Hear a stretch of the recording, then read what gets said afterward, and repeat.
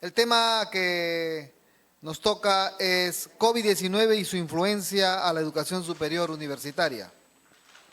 Está a cargo el doctor Juvenal Castromonte Salinas. Él es docente de la Universidad Autónoma de Huanta y de la Universidad Cayetano Heredia. Voy a pedir un fuerte aplauso para que él inicie con su saludo.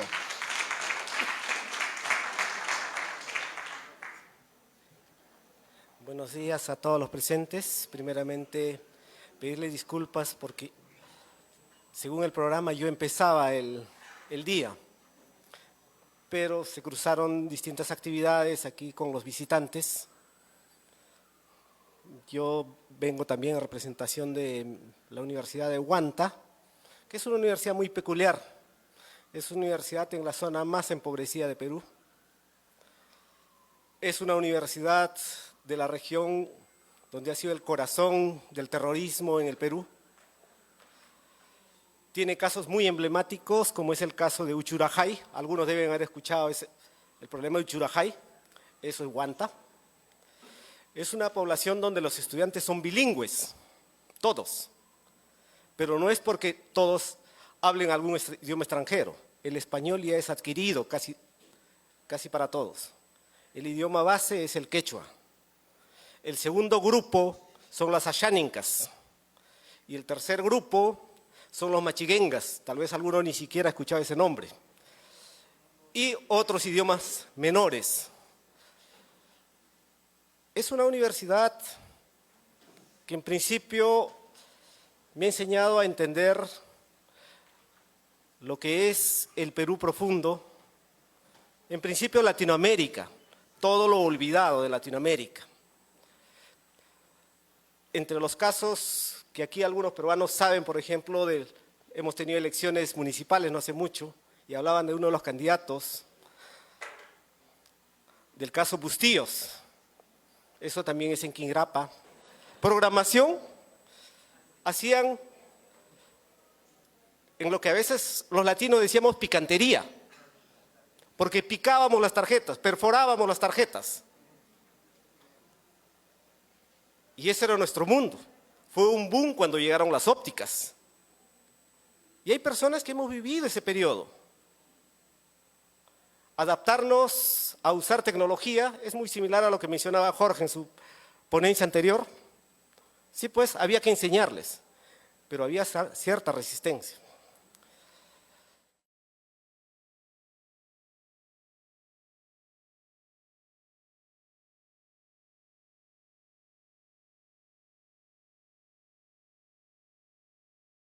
Juvenal Castromonte, lumumbero de corazón, hasta los huesos, digo yo.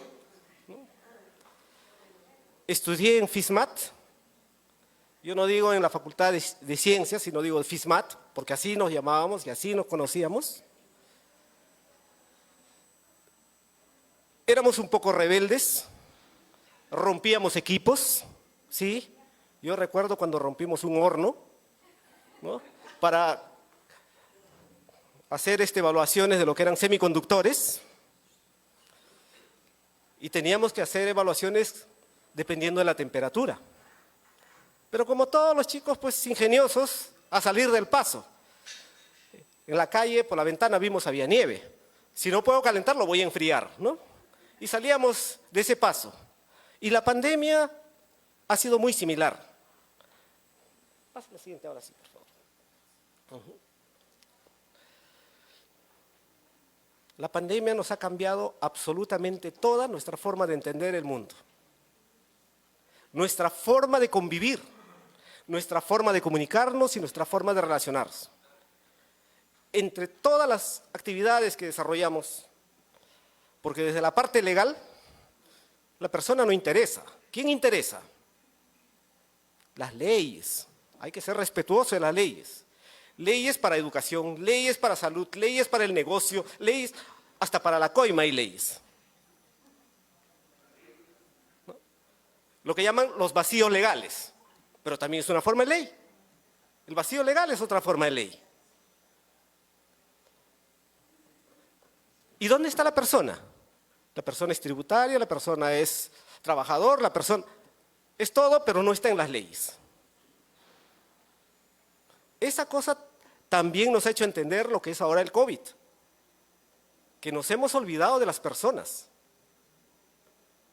Todo lo hemos comercializado, todo lo hemos hecho dependientes, pero para todo hay solución. Como decían en la Unión Soviética, si no puedes te ayudamos y si no quieres te obligamos. ¿No? Solo que ese obligar hay que usarlo de otra forma. Ya no podemos usar en las formas del chicote, que usaban, era un chicote no físico, pero sí, igual hay que seguir usando eso, pero de otra forma.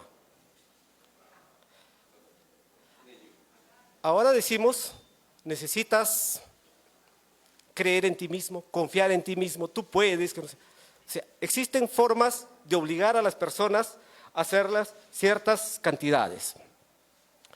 Pero también la pandemia, como les decía al comienzo, nos ha hecho notar varias cosas. Todos estábamos en condiciones diferentes. La siguiente, por favor. O next, como dicen. El acceso al Internet.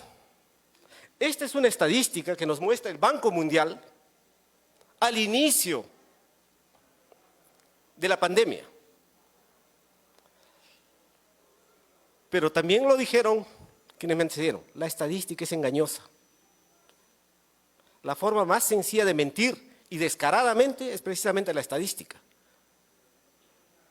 Como a veces dicen, el ingreso per cápita en un país es de cierta suma, pero unos ganan casi todo eso y otros se distribuyen los centavitos que quedan abajo, ¿no? Lo mismo nos ha sucedido con esto. Pero hay otra parte que nos ha quedado oculto. ¿Qué protocolo utilizamos sobre todo nosotros los latinoamericanos de Internet? El IPv4. O sea, 0101, pero con 5 combinaciones. Y eso a la 32 nos sale 4.000 millones más o menos de IPs a disponibilidad en la Tierra.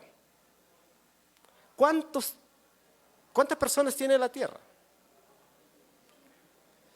Solo los chinos son más de esos 4.000 millones. Si le entregamos a cada chinito un IP, los demás estábamos condenados a no tener. Y a nosotros como latinoamericanos nos han dado un pequeño bloque. Eso significa de que ya tenemos sectores en los cuales ese bendito acceso a Internet no existe. Y son cosas que a veces los políticos, los gobernantes nos muestran con fanfarria, mentiras que ni ellos mismos se las creen. Pero bueno, nos toca divulgar. Si observan Latinoamérica, van a encontrar Latinoamérica con un buen acceso. En países de Latinoamérica, sin embargo, podemos usar otro tipo de protocolo, pero no les da la gana a los gobernantes, el IPv6, donde en cada centímetro cuadrado, si la Tierra fuera redonda y todo fuese superficie sólida, podría tener más de esos 4.000 millones de IPs. Y hay muchos de nosotros que ya tienen más de un IP, uno más de conectividad, cosa que eso no sucede con nosotros. Lo que yo quiero mostrar con este cuadro es, a priori la desigualdad ya está firmada. A priori esa desigualdad no la voy a salvar, sino entro en un proceso de innovación tecnológico real. Existen fibras ópticas en distintas regiones. Acá hablamos mucho de fibra óptica, pero esas fibras ópticas ¿para qué sirven? Si no las iluminamos. El iluminar, quiero decir de que por allí no estamos transmitiendo ningún tipo de señal. Encima están en manos privadas, a pesar de que la ley obliga de que el 10% eso debe estar destinado a educación, salud y temas sociales. Y eso no es una ley de aquí de Perú, eso es una ley internacional. Y Perú es suscriptor, muchos países latinoamericanos son suscriptores. Ese tipo de soluciones tampoco las hemos visto. La siguiente, por favor. No son muchas, no se preocupen, voy a terminar rápido también.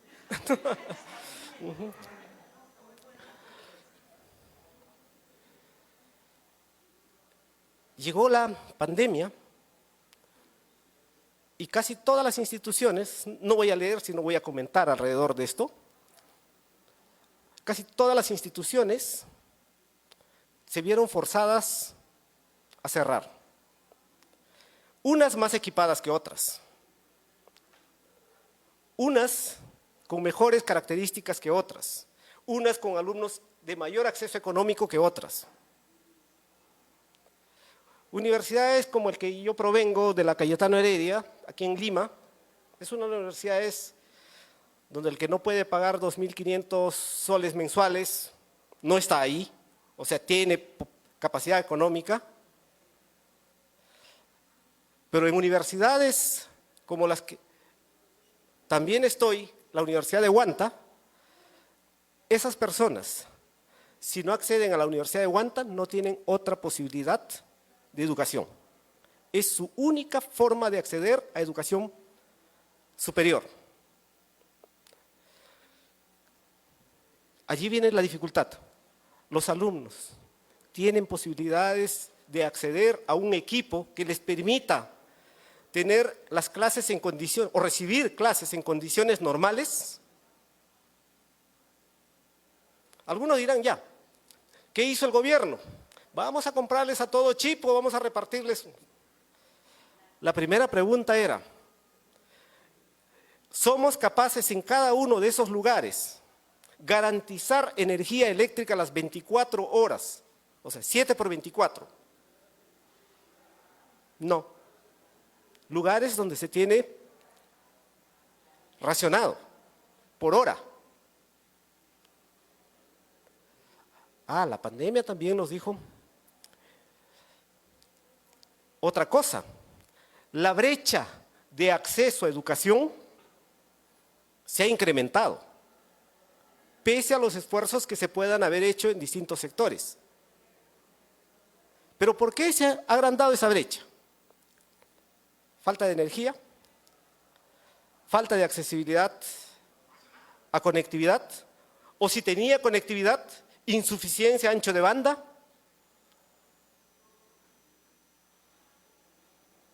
Pero esto a su vez, la siguiente por favor. ¿También era solo en los alumnos el problema? No, también los profesores. En muchas universidades, un alto porcentaje de profesores eran de edad mayor, de tercera edad, y ellos fueron declarados en el sector de riesgo y fueron prácticamente aislados. Había que entrenarlos. Algunos de esos eran reacios a poder adquirir competencias digitales. No lo querían hacer. Algunos, yo soy de la generación, no sé si de los millennials, o la generación 60, no sé cómo llamarla, porque yo nací en la generación justo de la transición. Estaba de acá y con un pie de este lado y el otro pie al otro lado. Se los comento desde que entré a la universidad. A mí me enseñaron a usar regla de cálculo. El primer mes usar regla de cálculo. A la semana siguiente que usábamos regla de cálculo, aparecieron las benditas calculadoras. No servía. Me enseñaron a picar tarjetas. Al poco tiempo, cuando estábamos a mitad de curso, aparecieron las tarjetas ópticas. Hice mi tesis con máquina de escribir. Sustenté mi tesis, aparecieron las computadoras personales.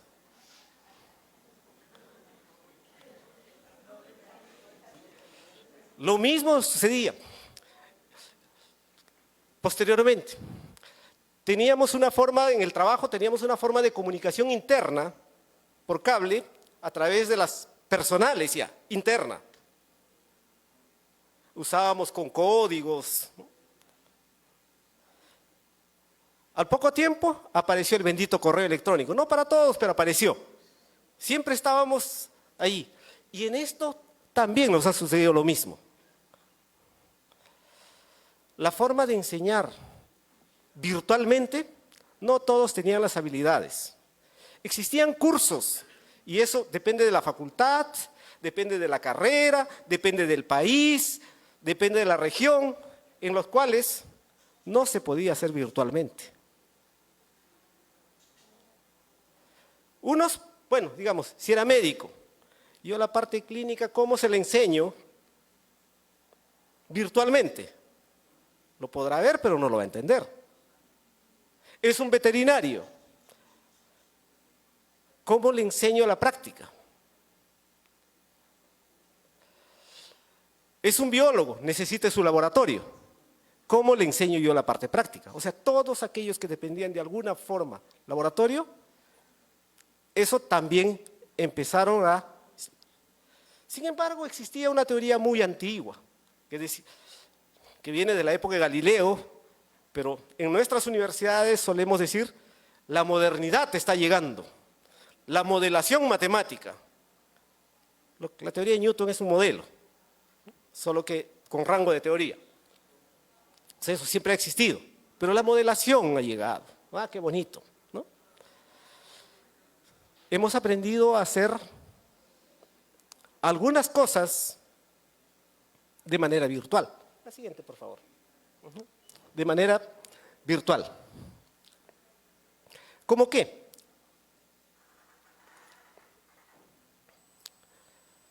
Antes de hacer algo en físico, ¿por qué no hacemos experimentos digitales?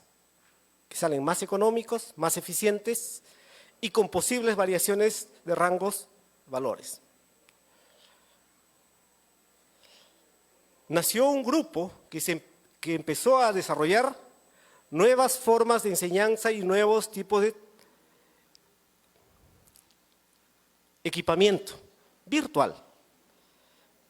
Por acá, allá veo, por ejemplo, a nuestra compañera chilena. Ellos tienen en Atacama un laboratorio, un observatorio. Ese observatorio trabaja 7×24, las 24 horas. ¿Y cómo funciona? Los investigadores no tienen que venir allá, manipulan a distancia, por internet. Ustedes han visto películas, creo que todos hemos visto ese tipo de películas, donde prendo mi cafetera, estando en la calle, grabo lo que veo, hago todo lo que pueda hacer, la lavadora, atiendo la ropa, todo lo hago por internet. Esas cosas, ciertamente, que han adquirido un cierto vuelo con esto de la pandemia.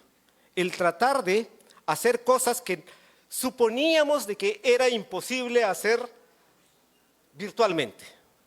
Estamos entrando a un periodo de estos. Por otro lado, la clase no es solamente impartir las clases, sino también evaluarlos. Aquí tenemos muchas cosas que... La desigualdad también se notaba allí. No todos los estudiantes tenían accesos al mismo ancho de banda. Digamos, todos tienen acceso, tienen su computadora. ¿Todos tienen el mismo tipo de computadora? No, unas son más rápidas que otras. Unas tienen mejor pantalla que otras, con mejor resolución, mejor tamaño. Eso a unos les daba ventaja sobre otros. Y lo peor del caso, que tenemos estudiantes, no es que teníamos, tenemos todavía estudiantes que acceden a través del teléfono, con menor capacidad. Eso. 2, o sea, ¿cuánto tiempo real dispongo para poder responder el examen? 3,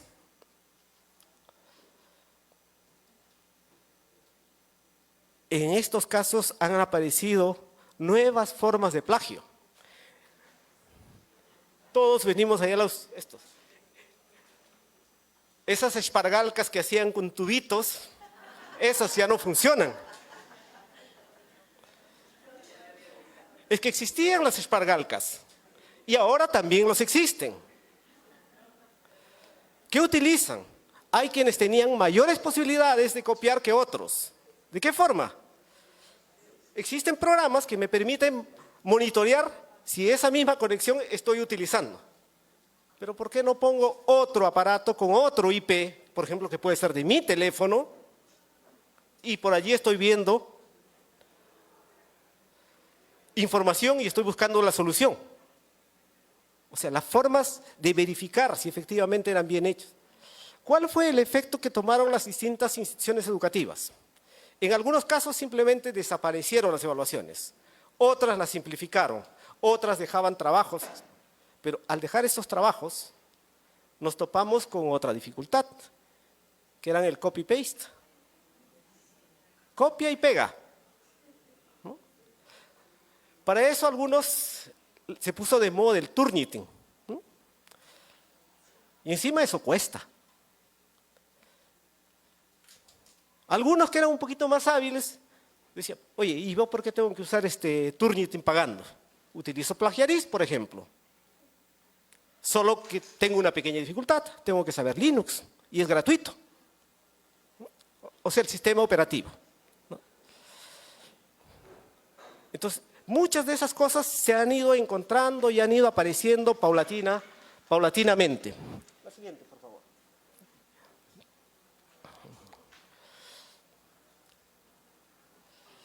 ¿A cuántas personas perjudicó esto? Solo en el año 20. El COVID, la pandemia había paralizado o aisló, solo considerando estudiantes, casi 1.4 billones de estudiantes a nivel global. Ese aislamiento, esto es tomado de las estadísticas de la UNESCO. Los azules son donde las restricciones eran más duras. Si vemos, América Latina está en azul. A todos los mandamos a su casa y no los dejábamos salir. Hasta hoy día, aquí todavía veo un ejemplo, no más de uno, que todavía seguimos con el temor y usamos la mascarilla. Nos han dado día y noche, día y noche. Y no voy a decir que yo tampoco no utilicé mascarilla. Hasta que salí de Lima y me fui a Huanta. Y me topé con que ya nadie utilizaba mascarilla, ni nadie hacía caso a ninguna de las reglas. Y lo más gracioso es que no había enfermos. Eso era lo más gracioso. Y es una zona que es selva, es altoandina, de todo. No sé si era por el café, el cacao o la coca. No sé. Pero algo de eso debería haber. La siguiente, por favor.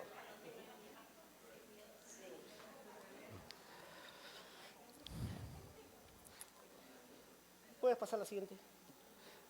No les he ido comentando en orden,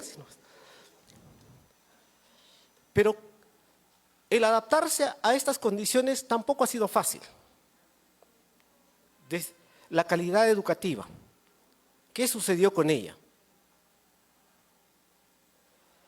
Obviamente, tanto el estudiante como el profesor se fueron adaptando, pero con esto ha aparecido otra serie de dificultades. Lo mencionaba aquí, el profesor se quedó dormido. Yo ese detalle no lo había visto, pero sí lo que he visto es, y bastante, porque ese tiempo yo todavía empecé en Cayetano, o sea, una universidad donde todos tenían acceso, y terminé en una universidad donde nadie tenía acceso casi, ¿no? Que el profesor jugaba a la ouija. ¿A qué me refiero con esto de que el profesor jugaba a la ouija? ¿Me has entendido? ¿Alguien que no haya escuchado o alguien que tenga alguna pregunta? O que alguien diga algo al final, ¿no? Y nada, adivinando qué había sucedido con las clases. Si fue entendida, no fue entendida, cuáles han sido las dificultades. Dificultades que antes no teníamos. Estudiantes que de pronto prendían cuando los forzabas a prender su cámara, se cohibían. Y en algunos casos, tipo TikTok, algunos estudiantes durmiendo. O se quedaban dormidos y estaban desde su cama mirando la computadora, o dejaban prendida la computadora. O de repente escuchabas conversaciones que no tenían nada que ver con las clases ni cosas parecidas. Pero ¿por qué sucedía esto? Primero, el profesor lo que intentó hacer es replicar sus clases presenciales, pasarlo a sus PPTs y mostrarlo en línea.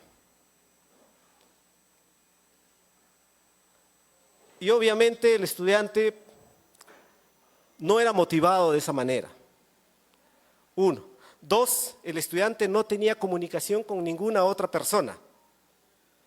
Empezó un problema de aislamiento, un problema de comunicación, que generó problemas psicológicos. Y no solo de estrés, sino también en el profesor, así como en el alumno. O sea, no solo en el alumno, también en el profesor. Y lo peor del caso es, las administraciones universitarias, muchos de sus actividades decían, bueno, ahora estás en tu casa, no tienes mucho trabajo. Pero profesores que en su vida habían hecho PPTs, imagínense la cantidad de trabajo que tenían. El tiempo, o se desesperaban con las ouijas que les mencionaba.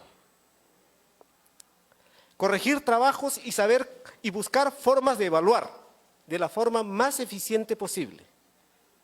Un estrés que tampoco, y para el que nadie fue entrenado.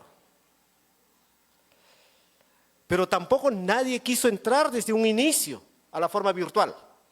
Se acabó la pandemia, ahora nadie quiere regresar. Curiosamente, aún a pesar de que el profesor ha asumido mucho de la parte del costo académico, paga su propio internet, paga su propia energía eléctrica, ya no tiene diferencia en sus tiempos de vida familiar o vida privada con el tiempo del trabajo, lo llaman a cualquier hora. Esa delimitación de tiempo también ha desaparecido. La siguiente, por favor. Y los alumnos, que algunos dicen, estoy contento, no estoy contento, me gusta, no me gusta, la calidad ha bajado. Y eso ha ido cambiando paulatinamente. La siguiente, por favor.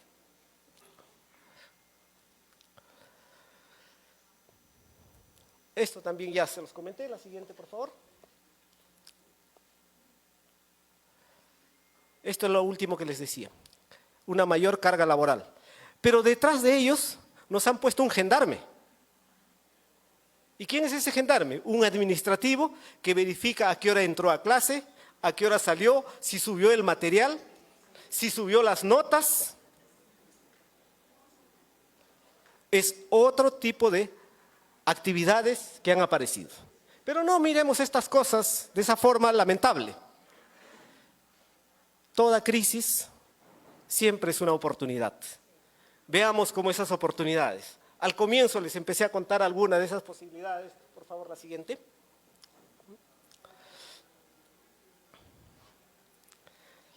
Para la enseñanza hemos aprendido algo que se trató de hacer aquí en Latinoamérica. Algunos países lo adoptaron en mayor medida que otros, pero esa mayor medida no era a nivel nacional. Que podemos hacer educación, podemos hacer colaboración, podemos hacer negocio, rompiendo distancias geográficas. Eso gracias al Internet. Ahora sabemos que podemos hacer todas nuestras actividades a través del Internet. Las videoconferencias. A inicios de este siglo, cuando hablaba de videoconferencias, No, ¿quién va a ver eso? Se negaban, no lo querían hacer. Hoy en día es cosa cotidiana y de todos los días. Todos hacen videoconferencias. Algunos hasta para ver a su mascota. Muéstrame a ver cómo está. ¿Le han dado de comer a mi perrito, sí o no? Pero ahí están. Otra cosa que ha aparecido y que ya estábamos perdiendo, que nos ha permitido de que ahora seamos un poquito más independientes y busquemos más la autoformación. Los latinos hemos sido muy propensos a ir a los cursos de capacitaciones. Salió esto nuevo. ¿Dónde me matriculo? Para que me enseñen. Pero no era capaz de ir a la autoformación. Ahora no, ahora googleo. Y todos googlean. Aunque no todo se puede encontrar en Google, es cierto. Yo les recomendaría, por ejemplo, si quieren buscar literatura, que en Amazon esto les cuesta, búsquenlo en Yandex. Lo buscan en Yandex.ru y le ponen, en lugar de PDF, le ponen Diabú. Y van a aparecer todos los libros y gratis. Y esto nos ha enseñado otra cosa, a entender un poquito más a El Baquián. Algunos seguro saben quién es ella. Es una matemática kazaja que ha roto todos los protocolos de cualquier servidor de literatura científica. ¿Por qué les digo esto? Oye, un momentito, yo he publicado en tu revista, me da 100 ejemplares para poder distribuir a mis amigos. Bueno, ahora lo dan virtual, lo puedo repartir más, pero antes me daban 100. Y esos 100 es lo único que puedo repartir. El resto, si quiero más, compra. ¿Cuánto le costó a la editorial eso?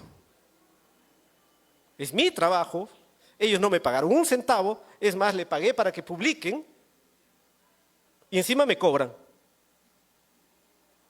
Ese negocio me parece que hasta es descarado. Por eso yo soy por el open source y los free, todo lo que pueda hacer. Pero esas cosas nos ha dejado de herramientas que hemos venido usando todos nosotros. Pero también, ahora tenemos otros retos. Los que somos profesores universitarios de una u otra forma, tenemos que sistematizar o presentar el mismo material, pero de manera diferente. Lo cual nos lleva a tener que revisar todo ese material. Es la historia de la humanidad. Porque si estudiáramos en forma histórica, como en los últimos años, lo que aprendíamos los últimos 100 años, lo hemos estado enseñando en forma histórica, por eso que se nos hace un montón y nos falta tiempo. Condensamos, o sea, buscar nuevas formas de enseñanza y aprendizaje. Incluso de eso conversábamos ahora con la vicerrectora Larisa Ivanovna Yefremova. El tema es de poder hacer preparatorias, o sea, PADFAC, de poder hacer maestrías con doble titulación entre universidades latinoamericanas y rusas. Ellos antes sí se les había planteado la doble titulación, sin embargo se negaban. Hoy día nos dijeron que están abiertos a esos y se puede hacer. Todo eso es posible hacer, pero son cosas que han ido apareciendo en la medida de que hemos ido entendiendo estas nuevas herramientas. La siguiente, por favor. La siguiente. Para no cansarlos demasiado, creo que ya hablé más de la cuenta. La siguiente, por favor. Creo que ya es la última. Sí. Y profesionalmente, para finalizar, les quiero decir, casi todos decimos, uy, cuánto avanza la tecnología. Esa tecnología que ha avanzado va a quitar muchos puestos de trabajo. Yo realmente en eso no creo. La tecnología siempre va a ser simplemente una herramienta que nos va a permitir hacer nuestro trabajo más fácil, mejor y más rápido, más eficiente. Pensemos en eso, que nosotros como especie humana somos indispensables y que la tecnología es un complemento a lo que nosotros hacemos. Y miremos eso en todas nuestras actividades. Muchas gracias a todos. Pasiva, Balshoe. En las fotos tenían ustedes ahí a la Rudeen, el frontis, y la parte inferior era Danskoy, donde estaba FISMAT. Gracias.